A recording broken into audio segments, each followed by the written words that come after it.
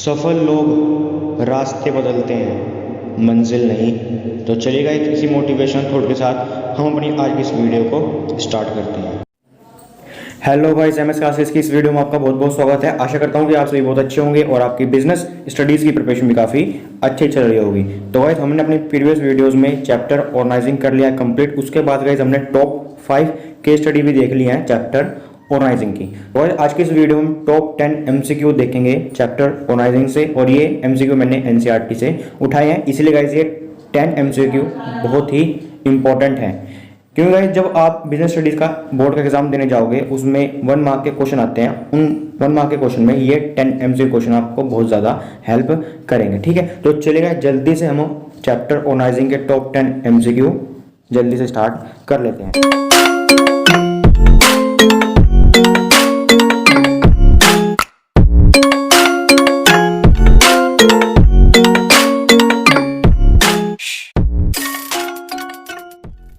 तो वह सबसे पहला एमसीक्यू है, which of the following is not an element of delegation. हमने जो है एलिमेंट पढ़े थे डेलीगेशन के, आप इसे प्रोसेस ही बोल सकते हो कि प्रोसेस ऑफ डेलीगेशन हमने पढ़ा था। उसमें हमने 3 एलिमेंट पढ़े थे। कौन कौन से? अकाउंटेबिलिटी पढ़ा था, अथॉरिटी पढ़ा था और रिस्पॉन्सिबिलिटी भी हमने पढ़ा था। उसमें एक कौन सा नहीं है, यानी कि इस वाले में कौन सा नहीं है? इनफॉर्मल ऑर्गेनाइजेशन, क्योंकि उसमें 3 एलिमेंट थे तो तीनों तो ये हो गए। तो इसका आंसर क्या हो जाएगा? पहले वाले का आंसर हो जाएगा डी। ठीक है, दूसरे वाला एमसीक्यू में क्या है कि गाइस देखो, एक ऑर्गेनाइजेशन में जहाँ पे वर्कर्स काम करते हैं, आपस में बातचीत करते हैं, तो उनमें जो है गाइस कहीं ना कहीं सोशल रिलेशनशिप है वो कहीं ना कहीं डेवलप हो जाता है। तो गाइस ये जो सोशल रिलेशनशिप जो है डेवलप होता है, ये कौन सी ऑर्गेनाइजेशन में डेवलप होता है? फॉर्मल में होता है, इनफॉर्मल में होता है, डिसेंट्रलाइजेशन में होता है या डेलीगेशन में होता है? तो गाइस इसका आंसर क्या होगा बताओ? तो भाई इसका आंसर हो जाएगा बी, इनफॉर्मल ऑर्गेनाइजेशन, क्योंकि हमने पढ़ा है इनफॉर्मल ऑर्गेनाइजेशन में ही जो है सोशल रिलेशनशिप डेवलप होता है। बात करते हैं तीसरे एमसीक्यू की। तीसरे एमसीक्यू में क्या है कि which of the following does not follow the scalar chain. यानी गाइस आपको ये स्ट्रक्चर दे रखे हैं, दो स्ट्रक्चर हैं और 2 ऑर्गेनाइजेशन है, फॉर्मल और इनफॉर्मल। आपको बताना है कि कौन सा जो है स्केलर चेन फॉलो नहीं करता। स्केलर चेन क्या है वो थोड़ा आपको समझा देता हूँ। देखो गाइस, मान लो मैनेजर हो गया, फिर कौन हो गया? सुपीरियर, और फिर नीचे हो गया वर्कर। अगर वर्कर को मैनेजर तक कोई आप बात पहुंचानी है तो पहले सुपीरियर पर जाएगा, फिर किस पर जाएगा? फिर वो मैनेजर के पास जाएगा। तो ये क्या होगा? Scalar chain. इसको हम स्केलर चेन बोलते हैं। तो गाइस आपको बताना है कि इसमें से कौन सा जो फंक्शन है, कौन सा ऐसी चीज़ है जो स्केलर चेन को फॉलो नहीं करती। तो बताओ। तो वही इसका आंसर हो जाएगा इनफॉर्मल ऑर्गेनाइजेशन, क्योंकि हमने पढ़ा है कि इनफॉर्मल ऑर्गेनाइजेशन में जो है स्केलर चेन को फॉलो नहीं करा जाता है।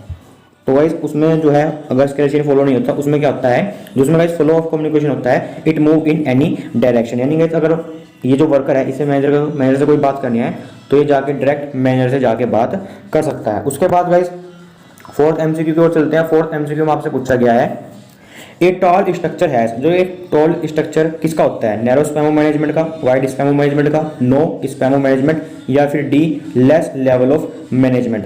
देखो भाई, जब मैंने आपको स्पैमो मैनेजमेंट ये टॉपिक मैंने आपको कराया था, उसके बाद मैंने आपको लास्ट में ये बताया था कि मेनली 2 टाइप के स्पैमो मैनेजमेंट होते हैं। पहला कौन सा था? वाइड स्पैम, दूसरा कौन सा था? Narrow spam. ठीक है, तो भाई वाइड स्पैम में जो स्ट्रक्चर होता है वो कैसा स्ट्रक्चर होता है? फ्लैट स्ट्रक्चर होता है। और नैरो में कौन सा स्ट्रक्चर होता है? शाबाश, नैरो में जो है टॉल स्ट्रक्चर होता है। तो 4th वाले का आंसर क्या हो जाएगा? 4th वाले का आंसर ए हो जाएगा, narrow spam of management. 5th MCQ की बात करें। 5th एमसीक्यू में आपसे पूछा गया है, सेंट्रलाइजेशन रेफर टू, यानी कि सेंट्रलाइजेशन किससे रेफर करता है? जो आपको ये यहाँ पे 4 पॉइंट दे रखे हैं, ध्यान से पढ़ो और फिर मुझे इसका आंसर करो। तो भाई जो इसका आंसर होगा, कौन सा आंसर होगा बताओ? शाबाश, अच्छे बच्चों आप बताओ।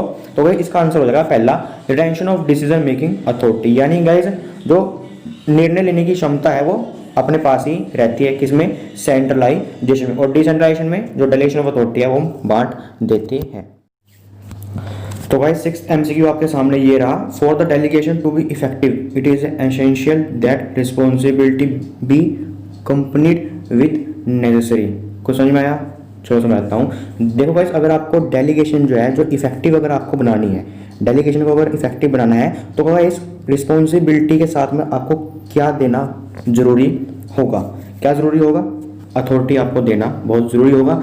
रिस्पॉन्सिबिलिटी कंपनी यानी कि साथ किसका देना होगा, अथॉरिटी का, अगर गाइस आपको डेलीगेशन को इफेक्टिव बनाना है। तो गाइस 6th वाले का आंसर हो गया ए। बात करते हैं हम 7th एमसीक्यू की। 7th एमसीक्यू में पूछा गया है आपसे span of management refer to. Span of management का मतलब क्या, नहीं किसको हम रेफर करेंगे, ये आपको नीचे जो है 4 पॉइंट दे रखे हैं। Number of manager, length of the term for which a manager is appointed.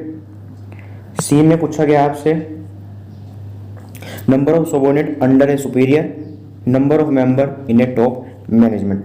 तो ऐसे बताओ 7th वाले एमसीक्यू का क्या आंसर होगा, ए होगा, बी होगा, सी होगा या डी होगा। तो जब मैंने आपको स्पैम ऑफ मैनेजमेंट आपको समझाया था, उसमें मैंने आपको बताया था कि span of management refer to the number of subordinate who can be manage effectively by a superior. तो क्या आंसर हो जाएगा इसका आंसर हो जाएगा C, number of subordinate under a superior.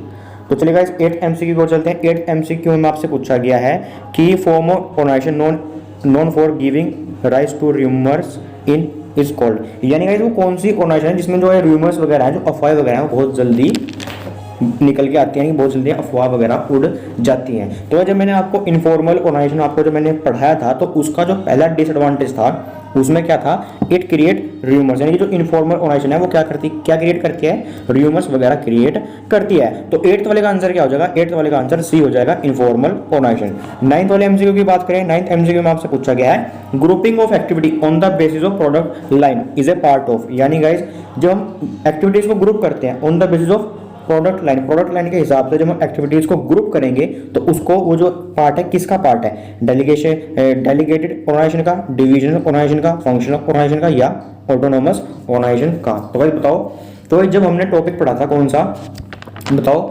Organising structure. हमने जो है ऑर्गेनाइजिंग स्ट्रक्चर टॉपिक पढ़ा था, उसमें जो है हमने 2 तरह की ऑर्गेनाइजेशन पढ़ी थी, एक थी फंक्शनल और दूसरी थी डिविजनल। फंक्शनल हमने पढ़ा था कि उसमें जो है एक्टिविटी ग्रुप की जाती है on the basis of functions, और डिवीजन में हमने क्या पढ़ा था, डिविजनल स्ट्रक्चर में हमने क्या पढ़ा था कि उसमें एक्टिविटी ग्रुप होती है किस बेसिस पे, प्रोडक्ट के बेसिस पे। तो बस मैंने आपको क्लियर करा दिया। अब बताओ, अब आपके लिए इजी होना चाहिए, इसका आंसर बताना। इसका आंसर क्या हो जाएगा, शाबाश, इसका आंसर हो जाएगा डिविजनल ऑर्गेनाइजेशन। क्योंकि गाइस हमने पढ़ा था डिविजनल जो ऑर्गेनाइजेशन है उसमें जो गाइस हम एक्टिविटीज को ग्रुप करते हैं, यानी जो सिमिलर एक्टिविटीज होती है, यानी कि जो एक्टिविटीज हम उसमें ग्रुप करते हैं वो किस बेसिस पे करते हैं, on the basis of product line के बेसिस पे हम करते हैं। और अगर यहाँ पे फंक्शन लिखा जाता तो फिर यहाँ पे क्या आ जाता है, यानी कि मान लो grouping of activity on the basis of function, तो इसका आंसर क्या हो जाता है, फिर इसका आंसर फंक्शनल ऑर्गेनाइजेशन हो जाता। तो आज लास्ट एमसीक्यू 10th एमसीक्यू हम डिस्कस करेंगे। इसमें क्या लिखा हुआ है, grouping of activity on the basis of function. तो on the basis of function पर जब हम एक्टिविटी ग्रुप करेंगे वो किसका पार्ट है, बताओ भाई। मैंने क्वेश्चन ए के जो 9 में हमने भी डिस्कस किया था, आपको बताया था, इसका क्या आंसर हो जाएगा, शाबाश, इसका आंसर फंक्शनल ऑर्गेनाइजेशन हो जाएगा।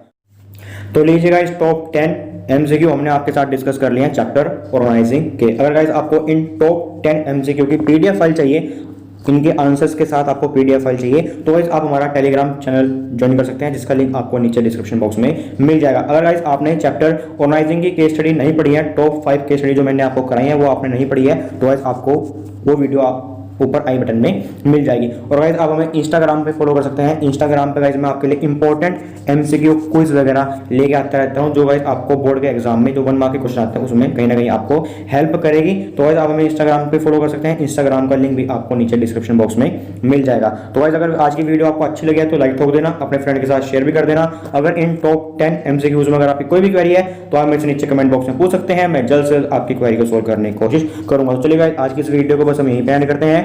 You guys amazing, thank you for watching our video. I am Sagar Dogra signing off.